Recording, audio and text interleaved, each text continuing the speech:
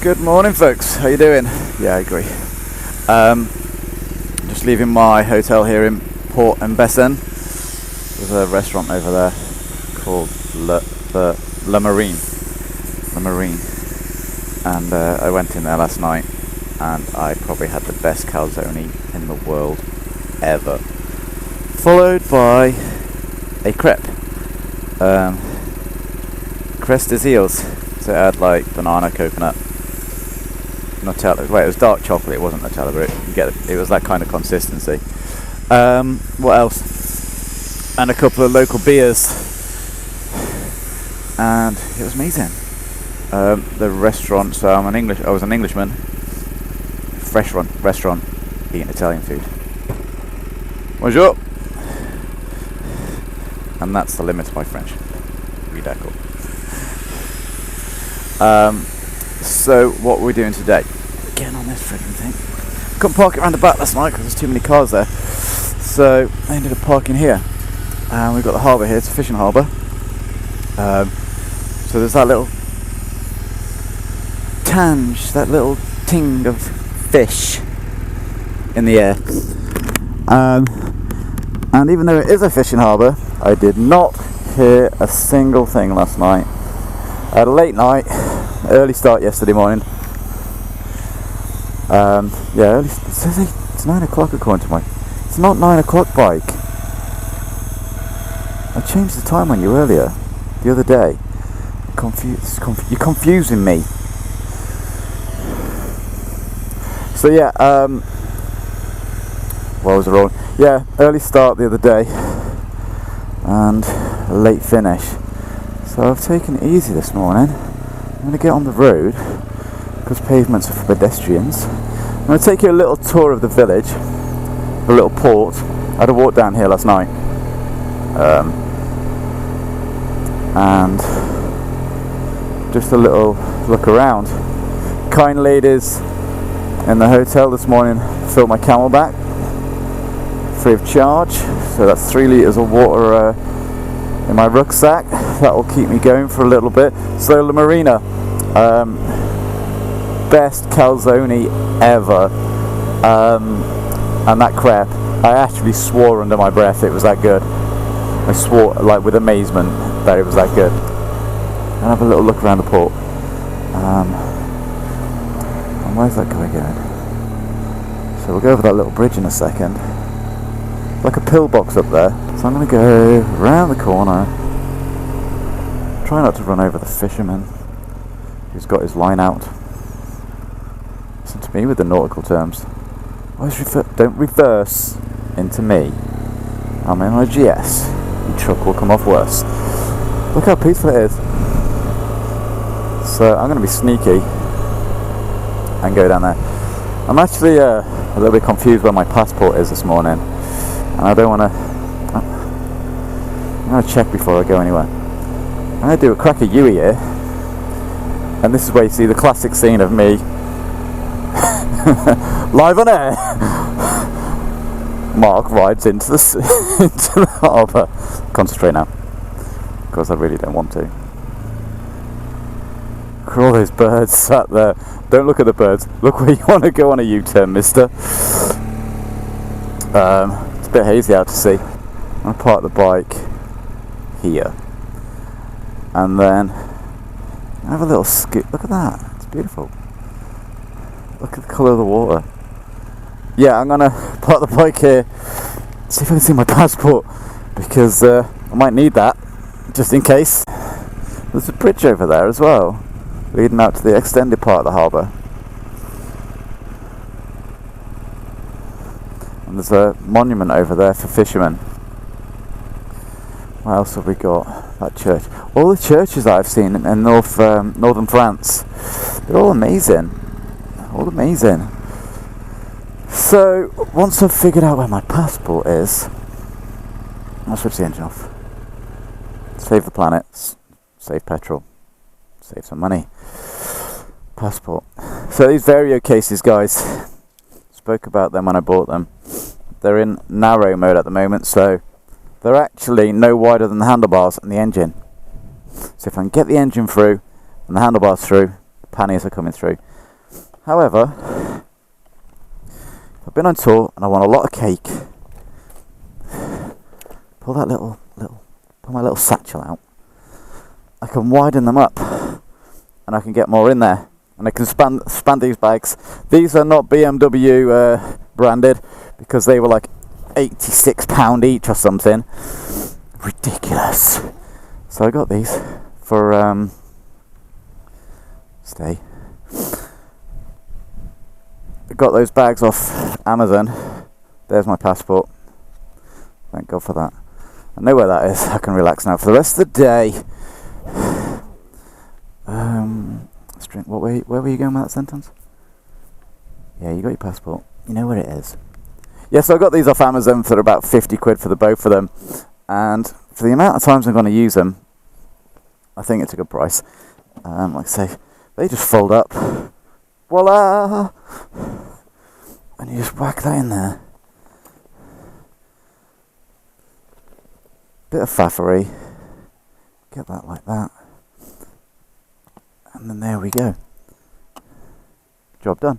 And they lock with the ignition key. Just like so. There you go. Mega easy to take off as well. Should I do it? Yeah, no. No, I'm not going to bore you with that. I bet you're saying, watching this and you're going, please Mark, please, I don't want to see you take a pannier off that bike. Weren't you? I know you were. So, look at that guy there standing on his boat. He's learning karate. That's how my Aggie teaches it. So, let's have a look, guys. My 2-year-old 20,000 mile GS. Toured up to the max. Back in the old days, my bike would have been tiny compared with that. So, plan today, guys. Let's get on with it. Yeah, plan today. We're going to push. Get my bearings. England's over there. Push west. And we're going to head towards. First stop will be around Carentan. Now, if any of you have seen Band of Brothers, I think I've watched it about 1 million times. Each time I watch it, it just stuns me, especially that first day, D-Day. Same with Saving Private Ryan, stuns me. I remember the first time I watched Saving Private Ryan. Sat there, and I watched him come in on the landing craft, and I was just, oh my in God. And we're talking, obviously, Saving Private Ryan's an American war film, but you've got obviously the British landed at Sword Beach. They also landed at Royal Marines landed at Juno Beach with the Canadians, and British forces also landed at Gold Beach. So you had, let me think. So we look pushing east towards Cannes. So if you go from Cannes, you got Sword Beach, Juno Beach, Gold Beach. Then I could be wrong. So somebody could correct me if they want. I'm not going to be offended. Then I think it's Omaha Beach and the other one, Utah Beach. Which were the two Americans landing areas. And Saving Private Ryan, obviously it's the 101st Airborne as well for the Band of Brothers. They landed on the west. And I was reading this morning, the Royal Marines 48th Royal Commandos, Royal Marines, they were fighting on the beach for 77 days. 77 days they were stuck on the beach, fighting their way through, trying to break the beachhead. And there was kids, and I'm serious when I say kids, 15-year-old boys lying about their age to come and fight for what they believed in, for freedom. And 15-year-old Royal Marines landing on the beach and fighting through and surviving D-Day. D-Day I think at Sword Beach, or 48, yeah, D-Day at Juno Beach, Sword Beach and Gold Beach. There were so many casualties. And like I say, this little 15-year-old boy that I read about survived D-Day, but he later died when he was 16. Fighting for freedom, the freedom that we have now. I can't, please wait there. The freedom that we enjoy now at the end of the day. We'll go this way. Can I go this way? Yes. Toutes les directions.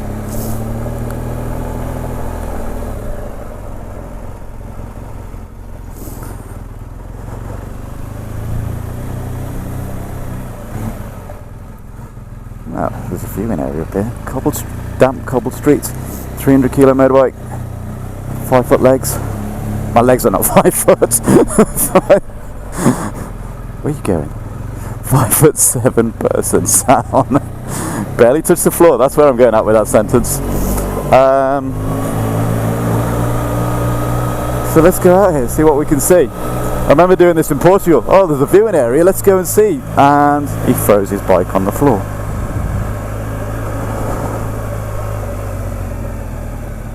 Don't think I'm supposed to go up there. And if I go up there, what am I going to do? How am I going to turn around? Wow.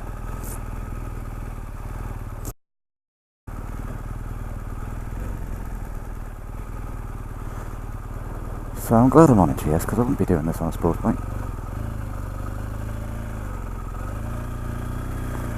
Wow, look at that, guys.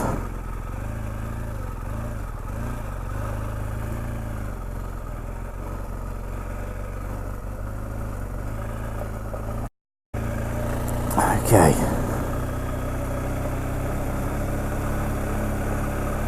Oh, this is the worst part. Down the cobbled street on a 300 kilo bike with 5'7" legs, with a 5'7" body. Just stick your arse back, get your balance so you're not leaving over the front. Bonjour. Okay, don't talk to me. It's probably because I look like a Darth Vader.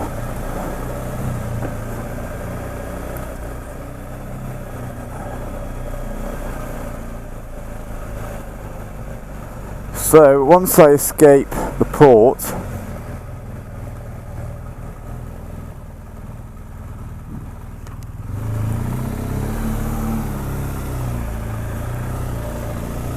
yes, it's not trapped in the bike. Once I can't go that way. I'll go left though. Once we get out of here, got to get out of this place. It's the last thing we ever do.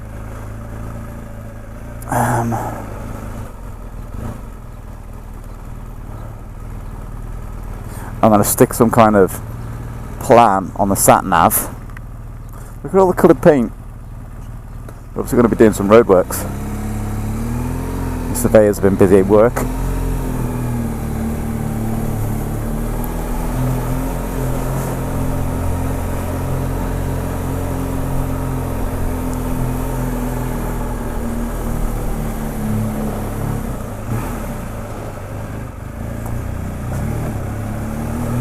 Yeah, I really like the idea of speed humps on zebra crossings to slow cars down.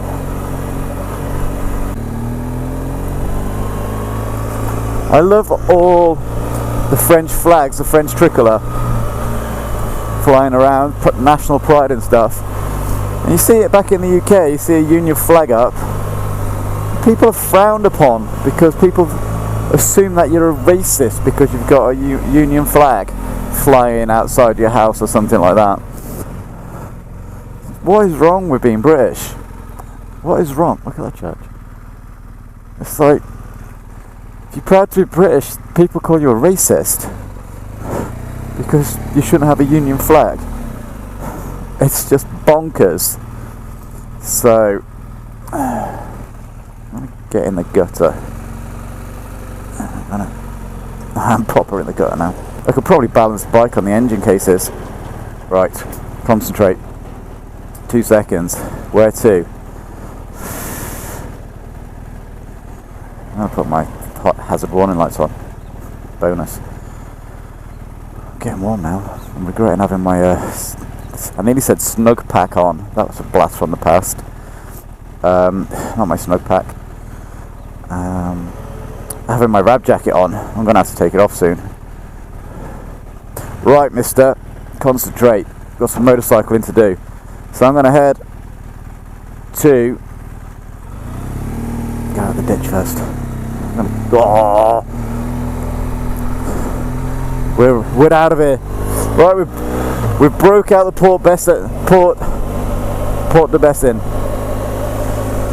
Lovely quiet place. Highly recommend it. Like I said, my hotel was right next to a fishing harbour, and the fishermen were working because I saw them overnight when I was walking back from the La Marina restaurant. Again, highly recommend that place, guys. Best calzone I've ever had, ever. Followed by the best crepe. That caused me to swear out loud. Not swear under my breath. I whispered it to myself. So, Port-en-Bessin. Goodbye, you've been kind. Or au revoir, you have been kind. I don't know kind in French.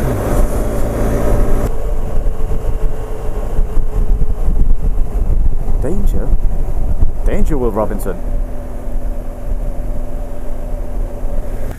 Okay, so I'm in France, and I'm green laning. What the heck am I doing?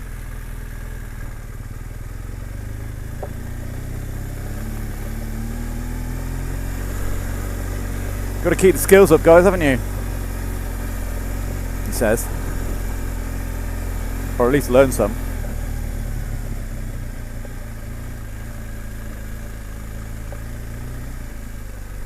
Oh. As my little boy would say. Yeah, I'm getting scared now. Because I don't know where this goes.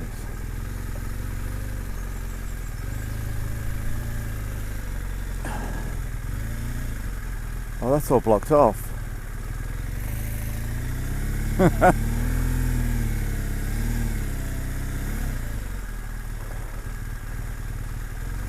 Okay, so this is not clever.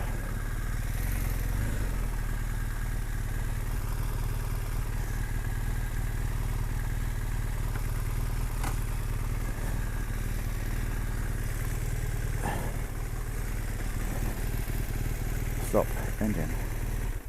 Right. What we're doing? Green laning in France, and there's a tree blocking the route.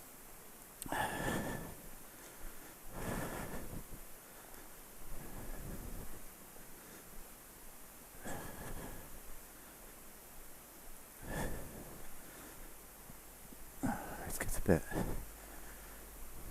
crazy down here. Is that tree there for a reason?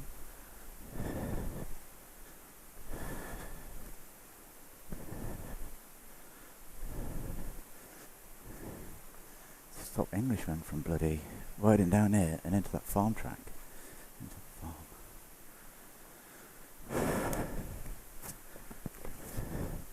Right.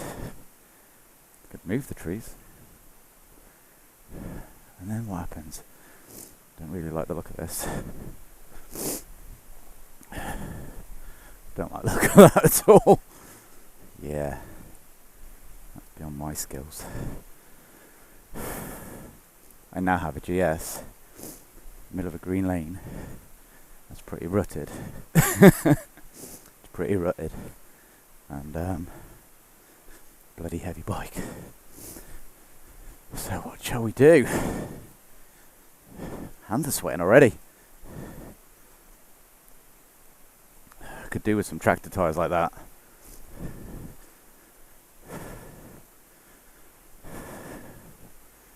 Right, there's two things we can do.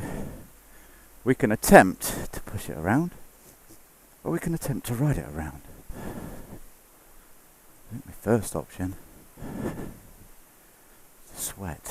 It's bloody roasting.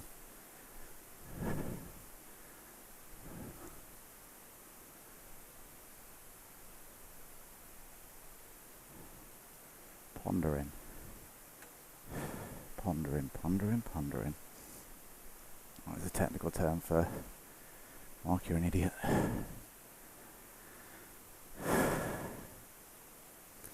These days like this when I wish I had a lighter bike. However, I don't.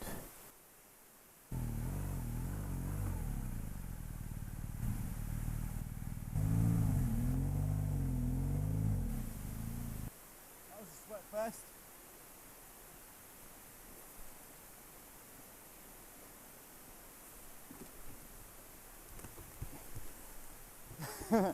Okay kids, that's why we don't go off-roading in France with pretty much street tyres on a muddy farm track. You don't know where you're going, don't know where you're going to end up, and you don't know if you're going to have to turn the bike around like I did, which wasn't easy, as you probably saw. Anyway, I'm going to take this bloody smoke pack off, this rab jacket off. Catch you in a moment. Take care. Oh yeah, I am an idiot. I will admit it before you tell me.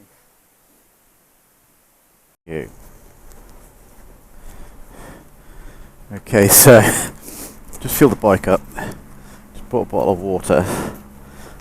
Proceeded to throw it all over the bike and my rucksack. And then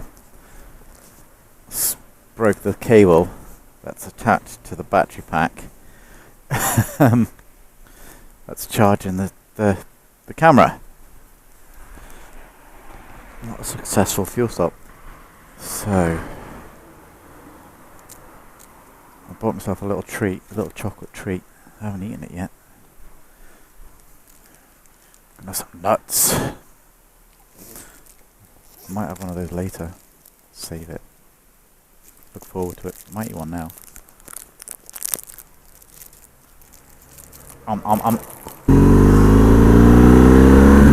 Okay guys, so I thought I'd go and check out the German war cemetery. I've been talking to some people and they say it's quite different. Obviously there's two sides to every war. I don't want to get into the politics of this, so please don't. But I do want to come and have a look.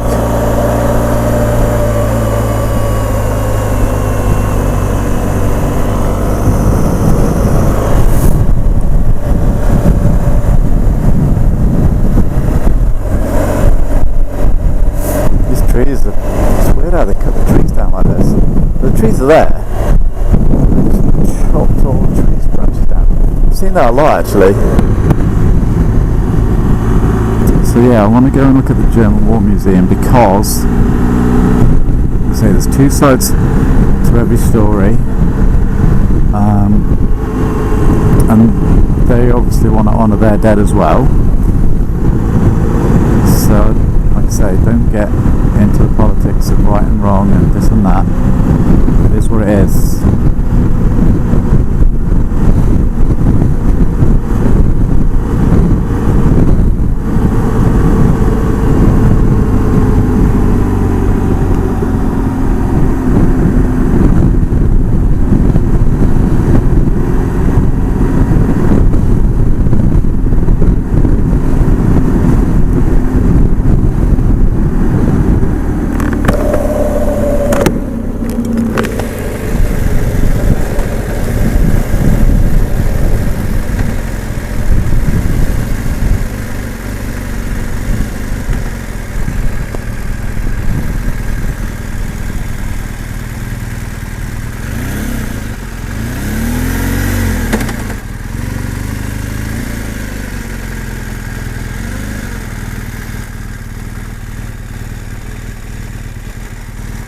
Okay, so I'm going to get the cameras out.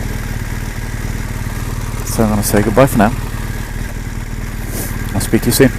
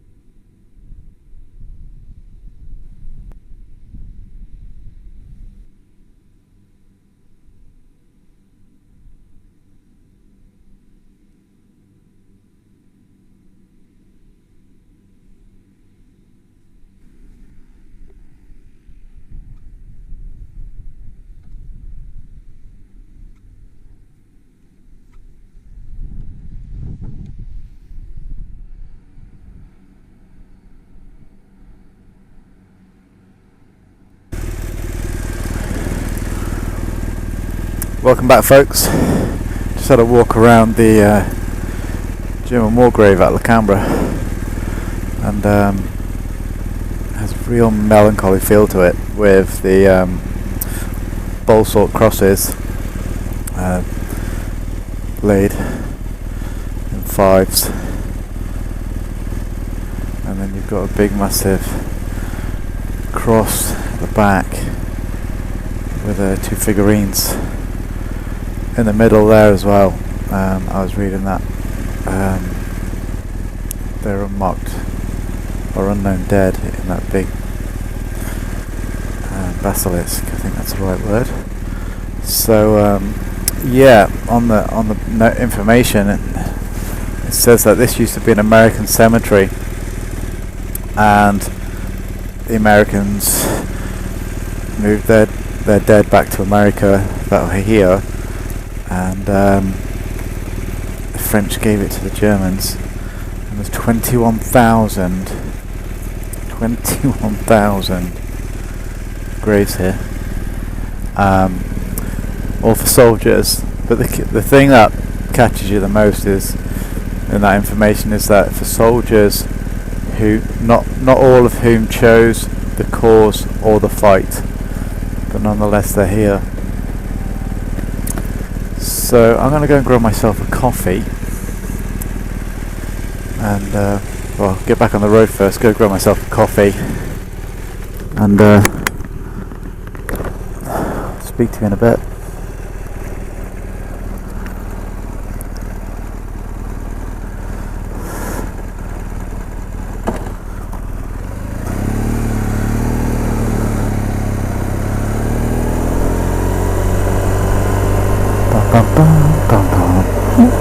Sidra.